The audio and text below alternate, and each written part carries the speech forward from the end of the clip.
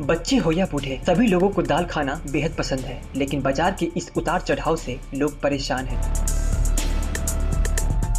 ये लोग अच्छे दिन आने के लिए सोच रहे हैं, लेकिन बाजार का एक सामान्य नियम है कि जब आपूर्ति कम हो और मांग अधिक तो कीमतें बढ़ने लगती है।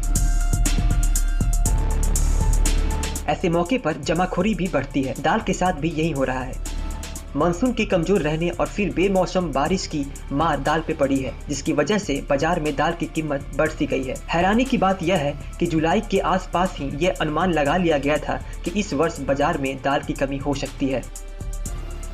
सरकार ने 5000 टन अरहर आयात करने का फैसला ले लिया था, लेकिन उसकी मांग को देखते हुए यह अपर्याप्त था। फिर ये नहीं भूलना चाहिए कि उत्तर भारत सहित देश के बड़े हिस्सों में अरहर दाल आम लोगों के दैनिक भोजन का हिस्सा है। असल में भारत में दालों का प्रोटीन और पौष्टिकता का एक बड़ा स्रोत है। इनके बिना भोजन की कल्पना भी नहीं की जा सकती। केवल अरहर की बात ही नहीं, उड़द और दूसरे दालों की कीमतें भी आम लोगों की पहुंच से दूर होती जा रही है।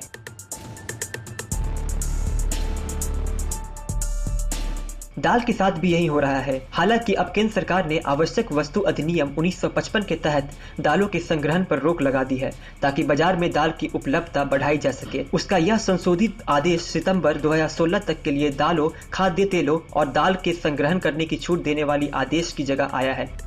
असल में खाद्य प्रसंस्करण इकाइयां और मॉलों के जरिए खुदरा व्यापार करने वाले बड़े खिलाड़ी इस तरह का संग्रहण करते हैं। इसके अलावा सरकार ने 30,000 टन अरहर भी किसानों से बाजार दाम में खरीदने और दालों पर आयात शुल्क खत्म करने, साथ ही इसके निर्यात पर रोक लगाने जैसे कदम उठाए हैं।